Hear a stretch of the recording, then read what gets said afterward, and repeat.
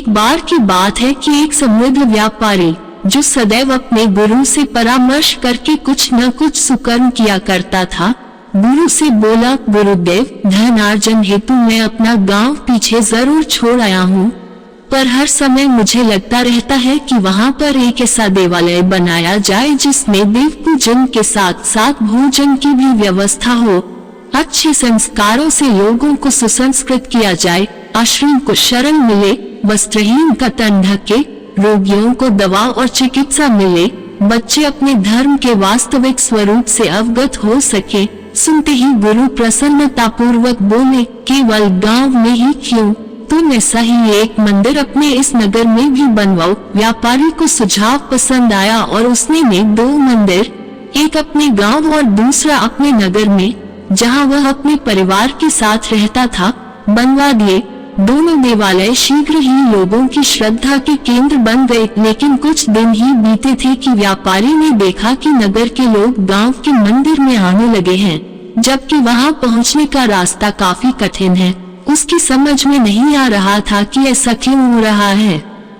कुछ भारी मन से वह गुरु जी के पास गया और सारा वृतांत कह सुनाया। गुरु जी ने कुछ विचार किया और फिर उससे यह परामर्श दिया कि वह गांव के मंदिर के पुजारी को नगर के मंदिर में सेवा के लिए बुला ले। उसने ऐसा ही किया, नगर के पुजारी को गांव और गांव के पुजारी को नगर में सेवा पर नियुक्त कर दिया।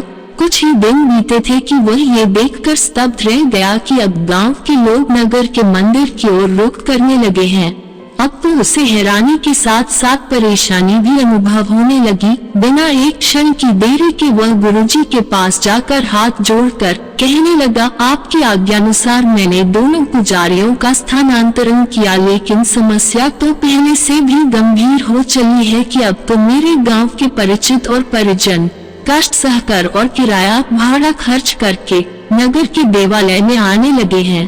मुझसे यह नहीं देखा जाता।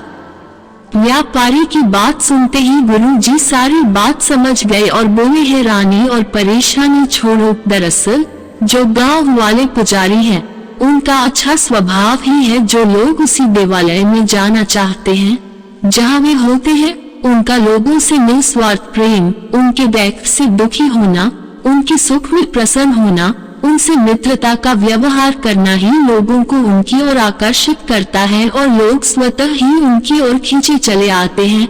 अब सारी बात व्यापारी की समझ में आ चुकी थी। मित्रों, हमें भी यह बात अच्छे से समझनी चाहिए कि हमारा व्यक्तित्व हमारे बाहरी रंग रूप से नहीं, हमारे व्यवहार से निर्धारित होता है। बिल्कुल एक समान ज्ञान और वेशभूषा वाले 2 पुजारियों में लोग कष्ट सहकर भी उसी के पास गए जो अधिक संवेदनशील और व्यवहारी था।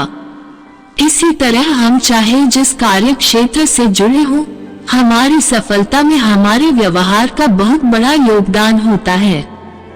हम सभी को इस परम सत्य का बोध होना चाहिए कि इस धरती पर मात्र अपने लिए ही नहीं आए हैं। हमें अपने सुख दुख की चिंता के साथ साथ दूसरों के दुख सुख को जरूर बांटना चाहिए, उनसे मित्रतापूर्ण व्यवहार करना चाहिए ताकि हम जहां पर उपस्थित हों वहां पर स्वतः ही एक अच्छा वातावरण बना रहे और सकारात्मकता की तरंगों से हमारा जीवन सागर लहलहाता रहे।